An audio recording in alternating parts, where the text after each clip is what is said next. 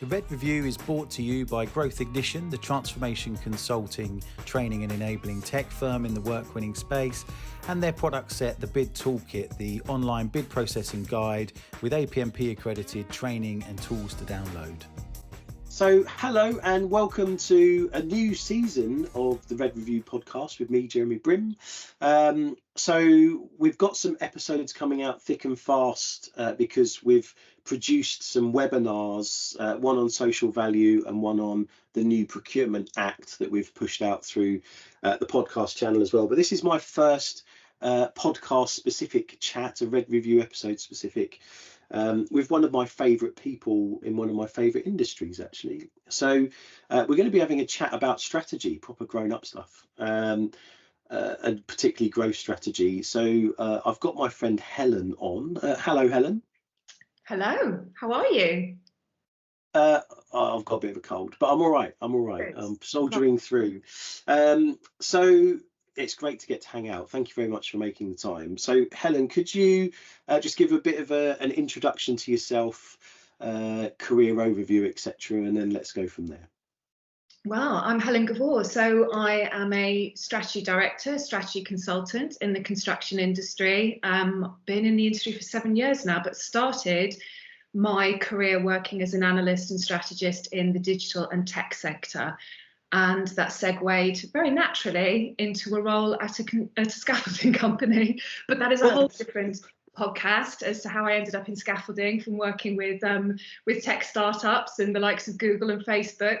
But this is a sector I absolutely love, and obviously we've got a big transformation journey ahead of us. So I'm thoroughly enjoying working with businesses in this sector. Very good. Well, we used to compare scaffolding notes, didn't we? Because I was, yes. You were on the board of a very large, very successful scaffolder. Yes. And then I was a non-exec to a much smaller, but still quite successful scaffolder in Cambridgeshire, where I live. So, yeah, we've had many a chat about health and safety and how to grow those sorts of businesses and clients and things. I always valued it. So, Helen, since you're a proper grown-up around this stuff and I dance around the edges of strategy, we should probably get a definition, first of all. What does strategy mean to you, first of all? Oh, well, to me, the thing is, strategy can mean a lot of different things to a lot of different people, and you will get a different answer from anyone who works in strategy. But for me, strategy is about building the architecture for a future, for the future of an organisation. So in construction, it's very much about building resilience within an organisation as it operates today, and then thinking about how it builds transformation for how we're going to operate tomorrow. So it is very much about putting that system in place to take an organisation on that journey for the future. Very good. That was a very eloquent, very well thought through example. Very good. So where do most people go wrong when it comes to their business strategy, if they have one at all? So I mean, I should say, so we do a lot of work just on growth strategy. So whereas you do the proper grown-up stuff around the actual building blocks of business, even into, as we touched on, health and safety and Building Safety Act and how to operate. So my world is much more just the growth related stuff. So business, market research, business plan, marketing, sort of more tactical account based marketing stuff. Key account management, capture bidding is kind of our arc that we spend our time in. But I am always surprised. So we do a lot of maturity modeling sessions. We were just talking off camera, weren't we, about a friend of ours that we've both been to see at different points recently. I was doing a maturity benchmarking session with them last week, and they're actually pretty well sorted. They don't necessarily have a business plan published, in a drawer, but they absolutely know what their perfect client looks like. They know their markets inside out. They've got a plan around their key clients, etc. But that's actually incredibly rare. I was almost surprised they've got that stuff together. Because the amount of times I get invited to talk to chief execs and C-suite, or people on the board who are tasked with growth of a business, and they, I ask them for a copy of their business plan, and they send me a spreadsheet with 4 numbers in it, and it's the turnover per geography or per sector. Yes. And then I ask them, where have those numbers come from? And they say, well, it's last year's numbers plus 10%. Well, where's the 10% coming from? Oh, I don't know. Made them up in the pub. The amount of organisations, some of which are listed PLCs that we go and work with, where that's the baseline, is really quite interesting. There's a lot of, it's actually, I say to people, it's quite easy to run a mediocre business and make a single digit percentage profit, maybe even double digit, low double digits, but to actually get real performance and real shareholder value, it's actually pretty rare. I come across people that are doing this stuff well. But what do you think? What have you found, and where do people go wrong when they are doing it, I guess? I think, the word strategy, there's two words that kind of come up in my role a lot that I have a problem with. One's innovation and one's strategy, because they can mean different things to different people, and they become barrier terms as well. Strategy, as you said, sounds very grown up and very, very complicated. And I think, particularly when you look in the world of management consultancy, it's become something that is very high level, very, very specialist. And actually businesses, as you quite rightly identify, can behave strategically and still get it right without actually sort of nailing their actions and their outputs and their targets to a particular strategy that is communicated and everybody needs to adhere to. But that is rare, and that tends to happen in the more entrepreneurial businesses, maybe more smaller businesses. Larger businesses do need to have something that guides the entire organisation into a certain direction. And the one stat that I give businesses regularly is that 90% of business strategies actually fail. And they fail for a whole number of reasons, but one is that they're set up incorrectly, in that they'll either go in two directions. One, they'll go too financially driven. So as you exactly identified, they know the targets they want to hit, they just don't know how they're going to hit them, and that therefore you've got whole parts of the business that don't really know where they fit in that revenue generation piece or that profit improvement piece. Or they go market communication. So they build what looks like a strategy that sounds great to the market, and it sounds great to clients, and it sounds great internally to the employees, but nobody really knows what that means in terms of delivering profit and improving how we do things. And strategy is somewhere in between. And the one thing that I try to do for organisations is to build strategies for implementation. So I'm a market strategist, so I will always, first of all, look at what's happening in the environment that the business is operating in, and look at the very real economic factors and market forces and horizon scanning. But also, how do we implement that internally? What does every part of the business need to do?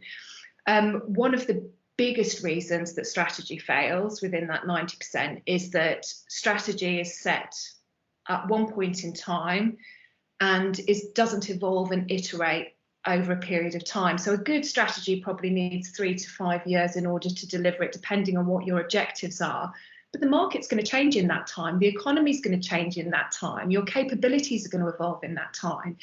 So if you're not treating strategy, your organisation strategy, almost like it's the neurological system within your business, where you've got messages going up and down to the brain, and it's feeling what's going on in the external environment and reacting to it and making decisions around that, then that strategy is not going to survive, because it can't change and evolve over time. So that's what I see as being sort of some of the big reasons why strategy doesn't get embedded, or why strategy fails.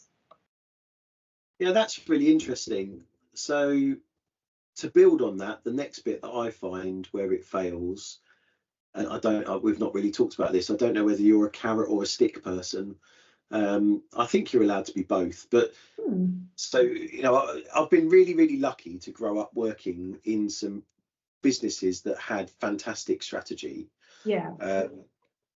probably both for similar reasons, actually. So if you take EC Harris, which was then sold to Arcadis, EC Harris had a fantastic strategy on that journey, but it turns out it was because it was up for sale, and the partners were very clever in how they shaped the proposition to the market, their strategy in how the business would deliver, but particularly how they took the staff along with them. Yes. And how we were measured against those. So everyone had a scorecard. So your appraisal, it's fascinating. In more recent times, I've worked with some big building contractors, listed companies where staff make up their objectives for the year and take those to their line manager and say, this is what I want my objectives to be. And they agree, maybe have a bit of a negotiation.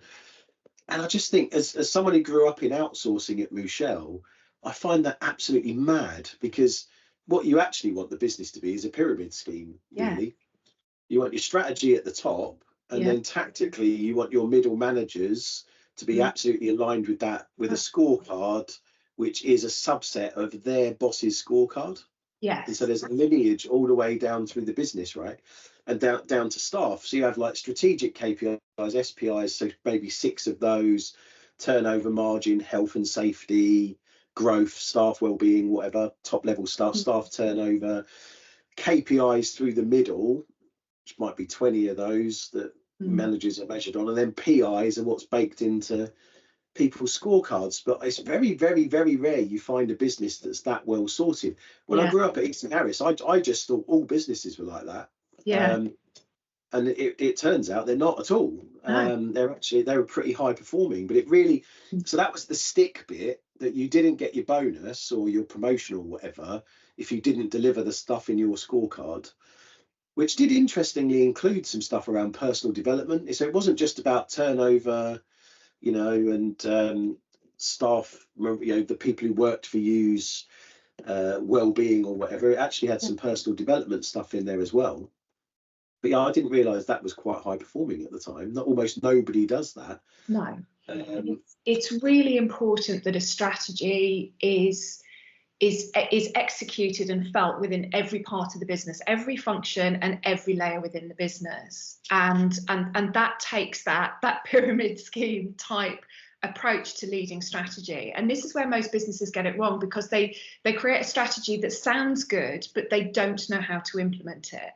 And building strategy for implementation is actually quite a different skill set. It needs a really good generalist who understands how to navigate their way around the organisation and how to build the measurement in as well. So the amount of businesses that I've gone into where they've not thought about implementation, so they don't know what their roadmaps look like, they don't know what what investments are required to deliver the strategy either.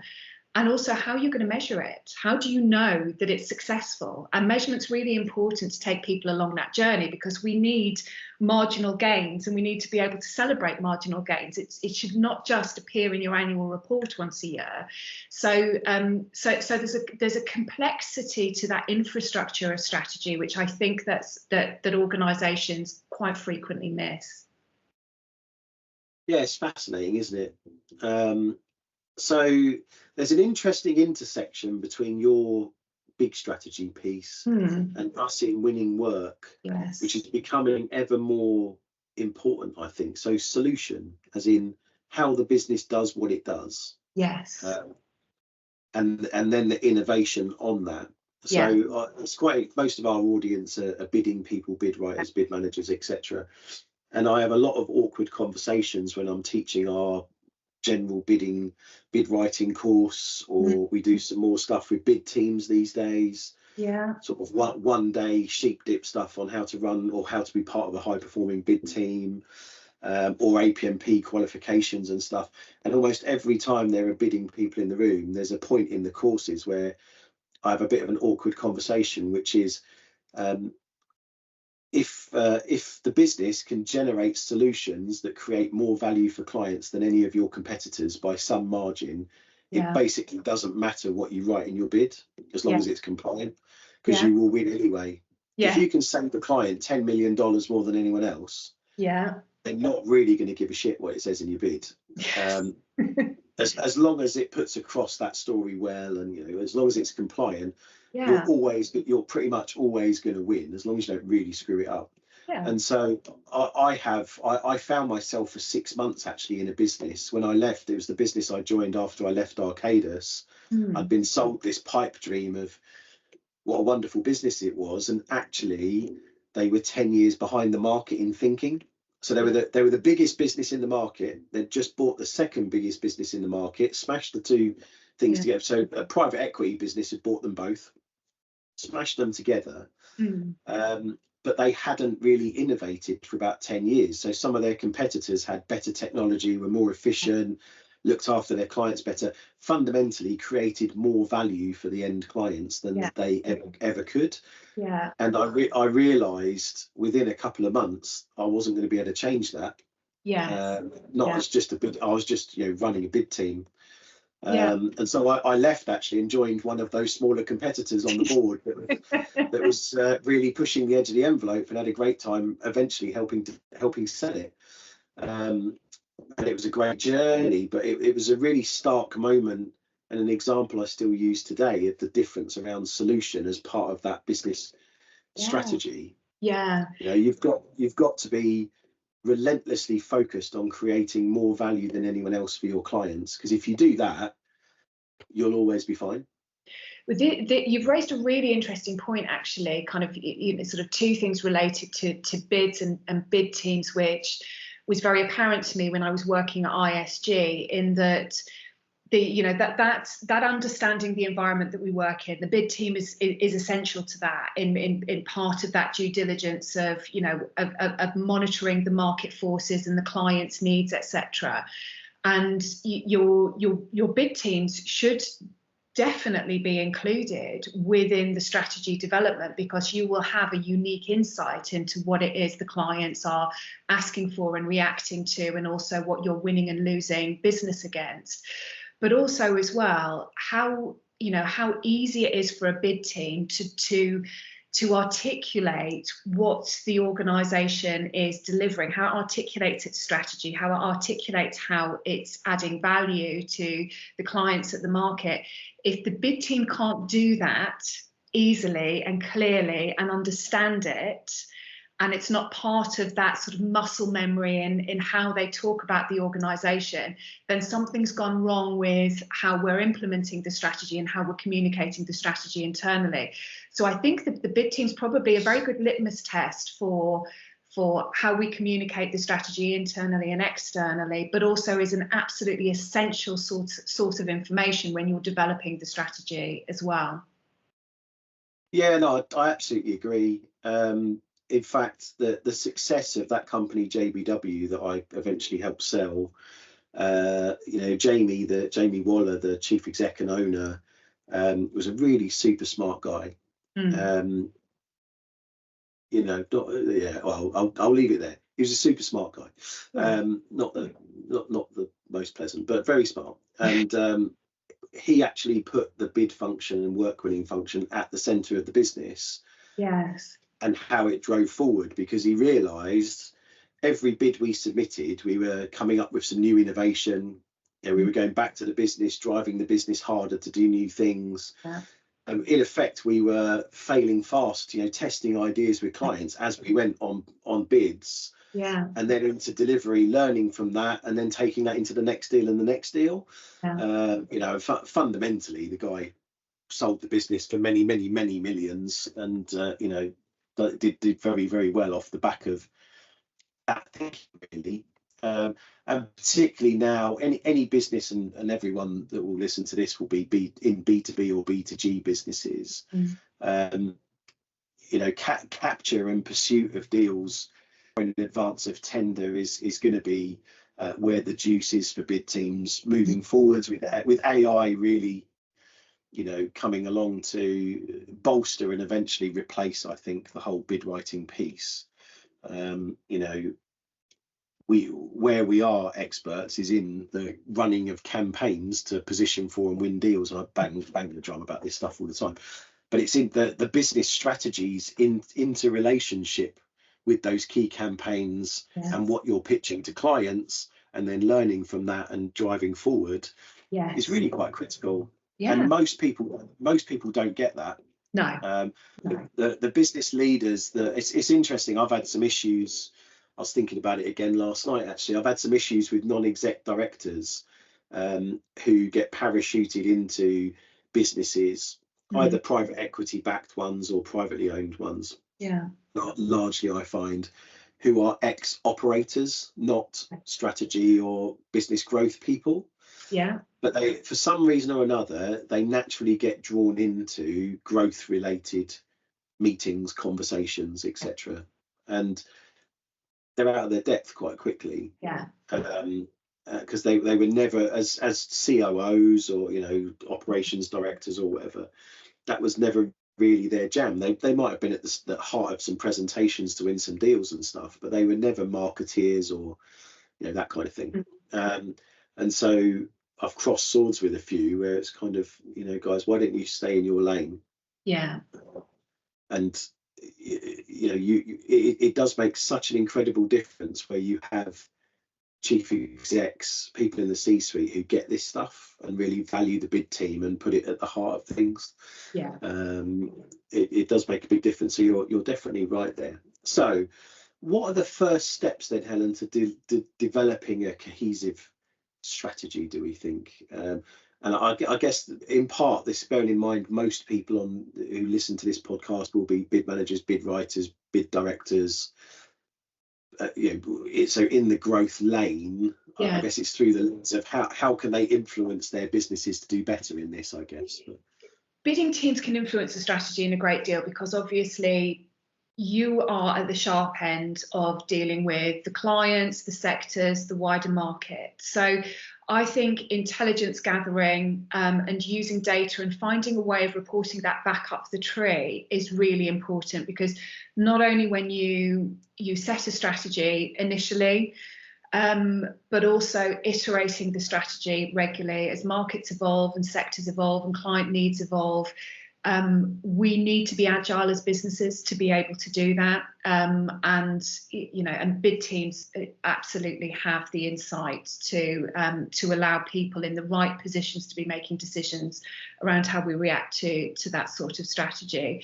And also as well, if being honest internally, if articulating what the business is trying to achieve strategically and where the business is adding value, if that is difficult for a bid team, then leadership needs to know about that. And I think we need to be in a position where we're not just accepting the status quo and what comes from the top.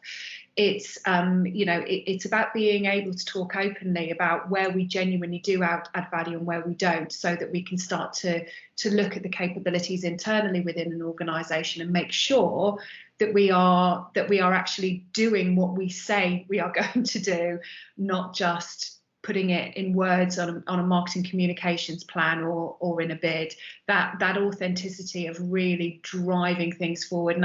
And also as well, this is so much more important where, for a lot of the big contractors now, a lot of them are saying we have a purpose-led strategy. And, to the point where that's almost becoming white noise now. And being able to prove that you're purpose-led without greenwashing, without just saying the right sort of marketing sound bites, is really, really important. And ultimately, at the end of the day, we can't be purpose-led if we're not actually winning business and generating more profit and being more productive and all of these other things. So being able to evidence what it is that we're achieving as part of our strategy is also particularly important, especially if we are using the word purpose within our strategies. It's really interesting, isn't it? I had my quarterly mentoring session, which is normally an onslaught of a bollocking, actually, with my mentor at the weekend, who's a chief exec and chairman. He was chairman of the business that I helped sell, actually. It's where we met. Just an incredibly interesting, articulate, but just a sensible bloke who just asks those really difficult questions. And he's actually found a bit of a niche of work where people bring him in on these massive outsourcing deals. And he used to own a huge IT management consulting practice. So people bring him into these big government deals and stuff. And he just challenges their solution. Yeah. Can you do more? How are you going to do that better? How are you going to add more value? And he says, you know, every single time he's bought in to do that, he finds millions of pounds worth of value that they can drive for clients, whether it's directly or whether it's social value, just by getting them to think, you know, talk, look across their own business, all of that kind of stuff. And I was like, well, that's great, but actually, shouldn't it just be in the DNA and the strategy of the business to bring that stuff to market in the first place? It just shows how much sort of latent opportunity there is to do better. And of course, drive margin for business, because, you know, you don't have to give all of that benefit to the client. You can take some of it as a super profit. You know, absolutely. You know, I always remember when I was at a certain large builder, and they figured out how to build tall buildings 20% faster and 20% cheaper, leveraging an Australian model and idea. And I was in a room with a bunch of these builders, and they were just going to give that value to the client. I was like, boys, what are you doing? Oh, wait a minute, nobody knows. We don't have to tell anyone. You know, let's give them 5% of each, and, you know, do it a bit faster and a bit cheaper. But actually, we can keep that as super profit until everybody else figures it out, which won't take long. But you know, and then we can reinvest that money in making the innovation even better, faster, and all that kind of stuff. But it's just funny. Everybody gets into a bit of a groove in their business, don't they? Of blindly just sort of carrying on. And particularly in big teams, we will work on these mega deals that are game changing for the business. And but we'll put up with quite a lot in that firestorm of a bid in that month or however long we've got, and then sort of relax when the bid's submitted. And quite often companies just forget that actually there were things we could have done better if we had more time, or there were ideas we've come up with and we've not told anyone else in the business, so it's not going to be reused. And so much opportunity there, isn't there, to help inform that incremental gains in strategy overall. It's just something that in construction we're just generally not good at. It's the same when, you know, when projects end, we all go, God, thank God for that, we got through it. So we move on to the next project and don't share the learning. And it happens in, you know, in every part of the industry. And I think that's why strategy still feels like something that's relatively new for businesses in our sector, because we're not used to looking forward. We're not used to sort of, you know, driving improvements and creating these situations where we can create marginal gains and horizon scanning and looking at what the future might look like, because we've just been very focused on driving revenue, winning work, and, you know, and not having to kind of shift how we do things too much. And I think, you know, obviously COVID was a big change for the industry, because we actually proved that we can collaborate and we can adapt very, very quickly and we can learn. But how much of what have we learned over COVID have we actually continued to apply within our businesses? The fact that we needed fewer people on site to maintain, you know, 80% plus levels of productivity. We're just not used to kind of being in those iterative learning cycles, and that's why strategy feels hard. You know, because it needs nurturing, it needs feeding, and it needs somebody to make sure that it is still relevant and it is still in line with where the business needs to be going, and that everybody's engaging with it and doing the right things. And obviously part of that is good measurement, and there's still a lot of work for us to do to actually have good measurement systems away from finance, but good ways of measuring how we operate as an organisation, what our output is, and using insight to inform how we improve how we work. So we're still quite early on that journey, I think. Interesting. So what are you getting up to these days then? So you've got a new endeavour.